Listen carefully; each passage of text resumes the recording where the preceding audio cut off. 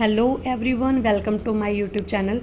मैंने अभी कल ही SBI PO में रिपीटेड एरर्स के कुछ इम्पोर्टेंट रूल्स शेयर किए थे आपके साथ 20, और आज हम नेक्स्ट 20 इम्पोर्टेंट रूल्स जो कि इम्पोर्टेंट हैं एग्ज़ाम पॉइंट ऑफ व्यू से उसका पार्ट 2 बनाया है। अब हम देखते हैं जल्दी जल्दी से। मैं आपको ओवरव्यू दे रही हूँ सारे एरर्स के रूल्स का, ताकि आप जब भी मॉक लगाओ तो ईजिली सोल्व कर पाओ।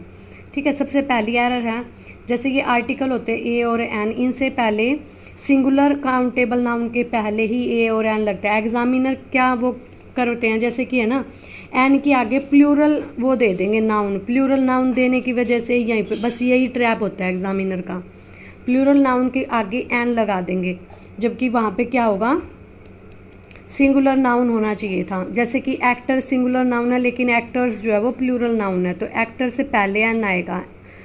और ऐसे ही इमिशरी जो होती है वो सिंगुलर होती है, और एमिसरीज जो हैं वो प्लूरल फॉर्म में है, तो प्लूरल फॉर्म के आगे एन लगने से एरर हो गई, तो इसलिए एमिसरी। तो first rule I hope so clear हो गया होगा।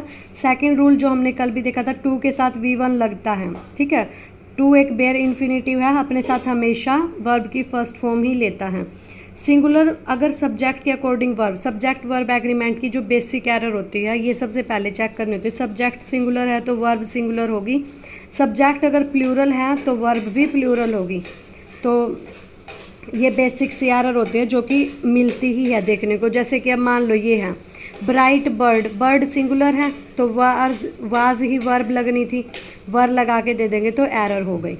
उसके बाद जब कोई पर्पस एक्सप्रेस करना हो या फिर वेटिंग की बात करनी हो, तो वहाँ पे हमेशा टू प्लस वर्ब की फर्स्ट फॉर्म का ही यूज़ होता है। जैसे कि young seagull was waiting for his mother to bring food, ये बिल्कुल सही है कि वो यंग सिगुल वेट कर रहा है, मतलब उसका पर्पस है, कुछ एक्सप्रेस कर रहा है। वो पर्पस किस लिए वेट कर रहा है कि उसकी मदर फूड लेके आएगी, तो यहाँ पर वो सीधा ब्रिंग फूड लगा दे तो वो गलत होगा। टू के साथ वर्ब की फर्स्ट फॉर्म लगनी थी, यहाँ पे ब्रिंग की जगह ना था टू प्लस ब्रिंग।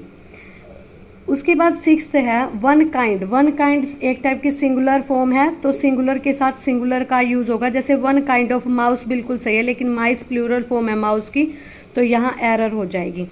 ठीक है, और उसके बाद ट्रांजिटिव वर्ब हमने कल भी देखी थी। ट्रांजिटिव वर्ब अपने साथ कोई ना कोई ऑब्जेक्ट लेती हैं। जैसे कि मान लो फ्लाई है, लाइक है, आई लाइक। क्या आई लाइक मतलब पूरा सेंटेंस कंप्लीट करना पड़ेगा हमें, तो I like this fruit, I like this, इस टाइप से कुछ है ना, कंप्लीट करने के लिए हमें कोई ना कोई ऑब्जेक्ट चाहिए। ऐसे ही फ्लाई और ऐसे ही डिलीवर, आई डिलीवर, डिलीवर क्या, आई डिलीवर द पार्सल, इस टाइप से कुछ ना कुछ डिलीवर भी अपने साथ लेगा। ऐसे ही फ्लाई। और दस जो है ना, दस एक रिजल्ट को शो करता है, तो जब भी दस लिखा मिले ना किसी भी सेंटेंस में, तो वहाँ पे वर्ब सिंपल है ना, V2 का यूज़ करता है एग्जामिनर, तो ट्रैप में फंसाते हैं। वहाँ पे V2 की जगह वर्ब की फर्स्ट फॉर्म के साथ ING लगेगी। ठीक है, बहुत इंपॉर्टेंट रूल है, SBI PO में देखने को मिलता है। ठीक है, ऑल्दो के साथ पेयर बनता है येट का, और ऑल्दो के साथ कोमा भी लगाओ तो भी सही है, मतलब दोनों के दोनों सही जाएंगे। उसके बाद नेक्स्ट रूल देखते हैं, टेंस चेक करने वाला। टेंस में क्या होता है कि पूरा सेंटेंस हमारे पास ऐसे लिखा होगा, जैसे pilot was limited by the fact that he has no fuel left, मतलब यहाँ देखो पास्ट में यूज़ कर दिया, लेकिन आगे जाके प्रेजेंट का यूज़ कर दिया, तो हम वहाँ पे हैज़ हटा के हैड लगाए। मतलब कहीं तो वो प्रेजेंट टेंस का यूज़ कर रहे हैं एग्जामिनर, कहीं पे पास्ट टेंस का। तो सबसे ज़्यादा जिसका भी यूज़ होगा ना, अगर प्रेजेंट का है तो प्रेजेंट, पास्ट की सेंस बन रही है तो पास्ट का, तो मतलब उसकी टेंस की सीक्वेंस देखनी है हमें।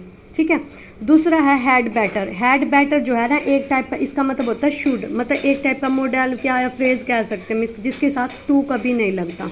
एग्जामिनर इसके साथ टू प्लस V1 देता है, जो कि सबसे बड़ी एरर है। यहाँ पे डायरेक्ट वर्ब आती है। ऐसे वुड रैदर भी एक फ्रेज है जो अपने साथ टू नहीं लेता, सिर्फ डायरेक्ट वर्ब की फर्स्ट फॉर्म लगती है। उसके बाद देखो एंटायर ईयर। एंटायर में साउंड किसकी आ रही है, वोवल की आ रही है ना, एंटायर अ की साउंड है, तो एन लगना चाहिए, वहाँ पे ए लगा के देते हैं एग्जामिनर में, तो एग्ज़ाम में ए मिलेगा। तो ये ट्रैप होता है कि भाई वोवल, क्योंकि हम पूरे इतने ज़्यादा प्रेशर में होता है एग्ज़ाम में, तो हमें पता नहीं लगता कि इस ए को, आर्टिकल को भी चेक करना। तो आर्टिकल कहीं भी मिले तो आर्टिकल को ज़रूर चेक करना है। ठीक है, सबसे पहले सब्जेक्ट को देखो कि सिंगुलर है तो उसके अकॉर्डिंग वर्ब कैसे यूज़ हो रही है। फिर उसके बाद जो आर्टिकल वगैरह एडजेक्टिव का यूज़ है वो देखो।